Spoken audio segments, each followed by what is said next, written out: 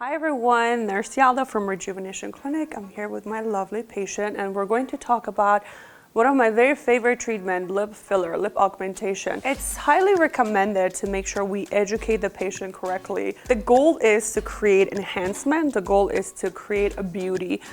We have to be respectful of our patient's age, their background, who they are, and what they do professionally. Obviously, we do have a patient who's a dancer and they need to look a certain way. We're absolutely going to provide that look for them. But we also have a patient that they work in government, so we have to be respectful of that. Lip augmentation not necessarily means making the lip bigger. Lip augmentation means to provide hydration. After age 30, our bodies start losing collagen. Our bodies start losing the fat pad that gives us beautiful support around the face area. So for this lovely lady, we're going to use 1 syringe of Restylane Kiss. It's a beautiful filler, hyaluronic acid. It's going to provide hydration, definition, creating a beautiful cupid bow. What I did already for her, I numb my patient with 5% lidocaine topical, but also I'm going to gently inject her with 1% lido, just a little bit dental block to provide more comfort for her. So go ahead, put your head back. So go ahead, just open a little bit. So pain management is very important, you guys. We have a lot of patients that they just don't want to continue certain treatment because of the level of the pain. So make sure you provide comfort for your patients. Couple of important things. We want to educate the patient as far as their post-op care. You want to educate your patient as far as their diet, the supplement they're consuming before their treatments. Anything that can thin the blood, like spinach, like kale, aspirin, leafy vegetable, even coffee can thin your blood. Therefore, it can also cause more trauma to the tissue, therefore more bleeding, therefore longer recovery. So be mindful to educate your patients, walk them through their pre-op and post-op instruction. Those are very important. So go ahead, close your lips. If your patients are just fine with a topical numbing cream, you don't need to inject them with dental block. But as I said, comfort is a key. Your patient is comfortable, therefore you can focus. One of the key that we see a lot between the providers, are we going to use the actual syringe or are we going to transfer our material, our filler, to the insulin syringe? I'm going to quickly show you guys how I do this technique. So I do have my Restylane Kiss. I also have an 18 gauge blunt needle, and I'm going to show how we're going to transfer this to the insulin syringe to make it easier, especially if we are a beginner and we try to be more precise. Also, if your patients, they're sensitive and you'd like to use a smaller needle. So we're gonna keep both needles sterile. It's very important to touch the bottom of the plunger. Keep in mind, this is the sterile part of your plunger and we shouldn't be touching that. So we're gonna grab our needle. We're going to insert a little bit inside the insulin syringe and we're gonna push about 0.1. So it's so important to not add too much filler to your insulin syringe. The issue with that will be, it's gonna be very hard to push your filler through the insulin syringe. You wanna have about 10 units basically of filler. And if you pay attention, you can see how easy it is for the product to come out of the needle and you will be more precise and more comfort for the patient. So for this technique, first I'm going to start with her cupid bow. It's so important to be respectful of the patient anatomy. She does have such a beautiful cupid bow. We're going to just add some volume, provide hydration for her. Guys, be mindful that with our lip anatomy, we're talking, we're eating, we're chewing. So constantly there's so much movement going on around the lip area. However, also it's such a very small border between the pink and the white. So we don't want to inject anything to the white border.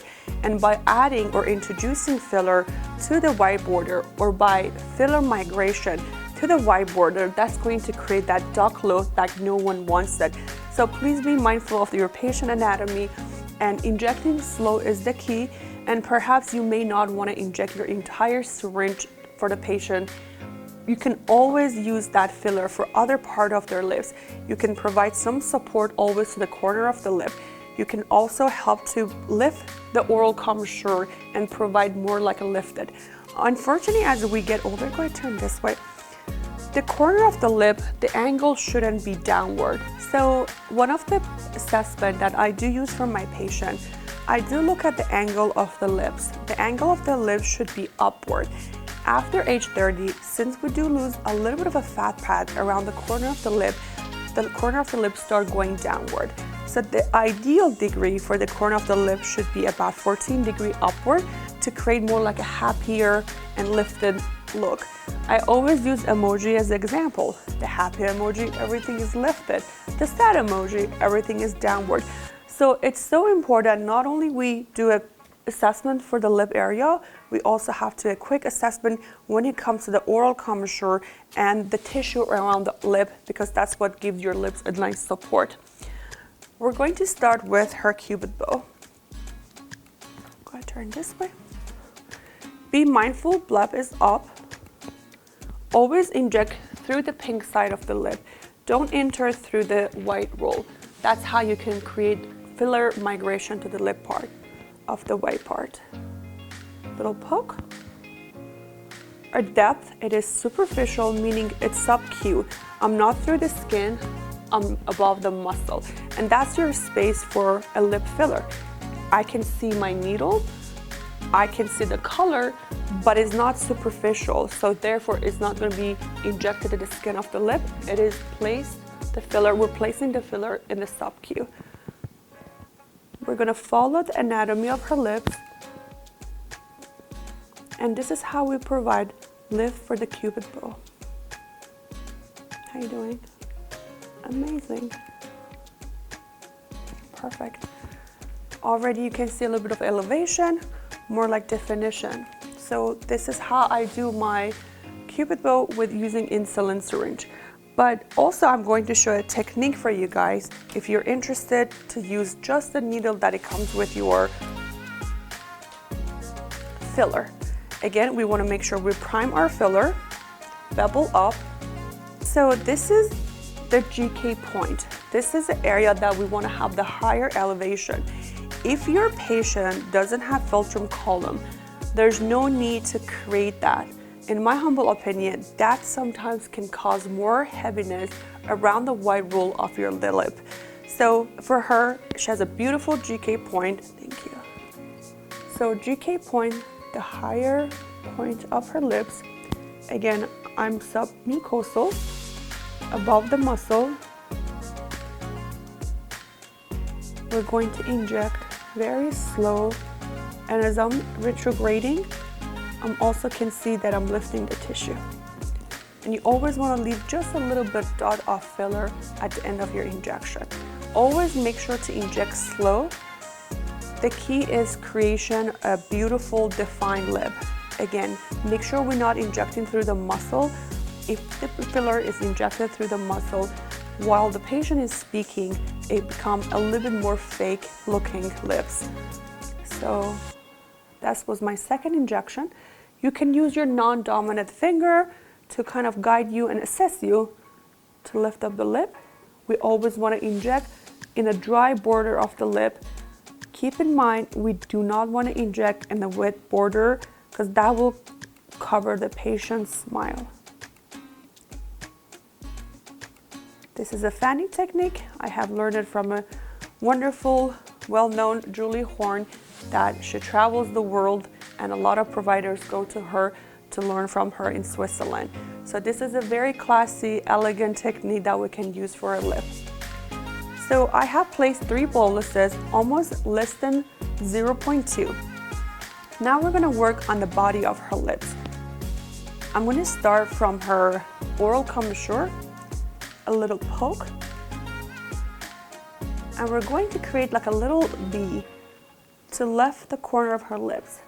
Again, sub-Q, retrograde, small amount of product, and I'm gonna go back again and follow her lip above the dry wet border, and again we're going to place the product, retrograde, coming back, and there.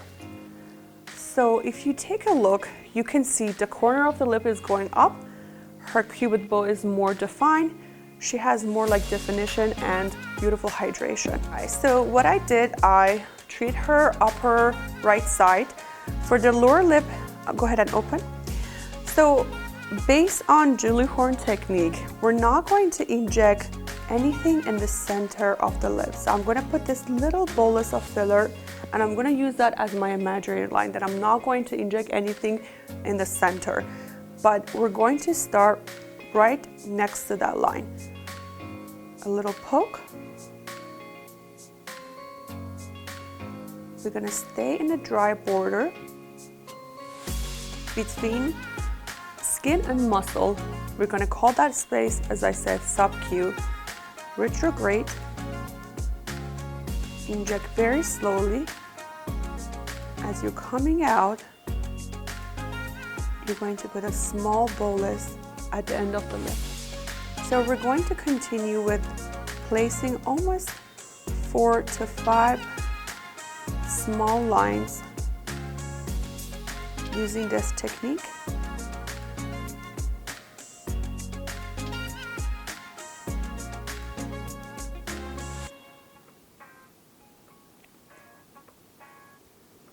Alrighty, perfect. So in order to treat the corner of the mouth and helping to bring the corner of the lip upward, we're going to have the patient open just slightly. Perfect. We're going to use our index finger to give us some support. Oral commissure, almost 30-degree, sub-Q. We're going to place the product very slowly.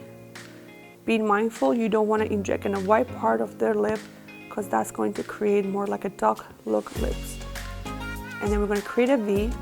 We're going to go back, retrograde, place 0.01, 0.02 ml of filler.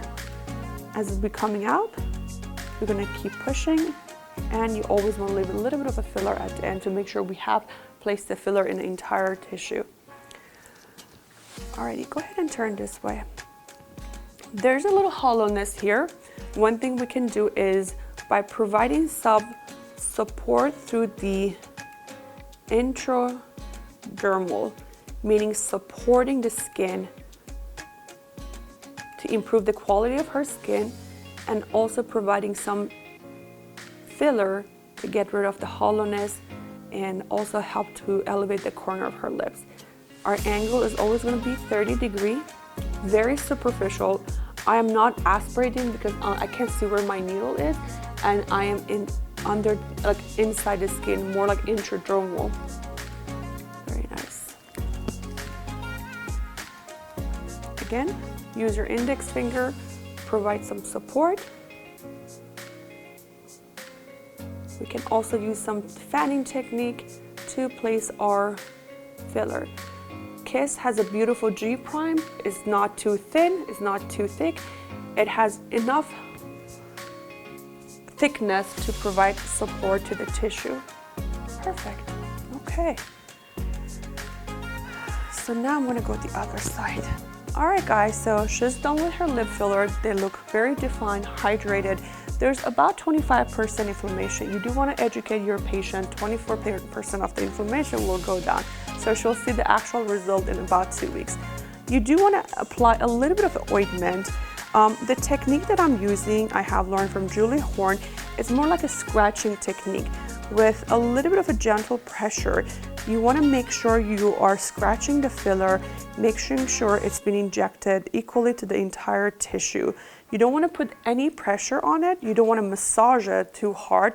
That's, I think, something that I don't recommend. Again, as I said, with your finger, a little bit of a scratching technique. This is something that your patient can also continue doing at home for the first 2-3 days. It's so important to keep the area nice and clean. Well, thank you for watching the video, and please stay tuned.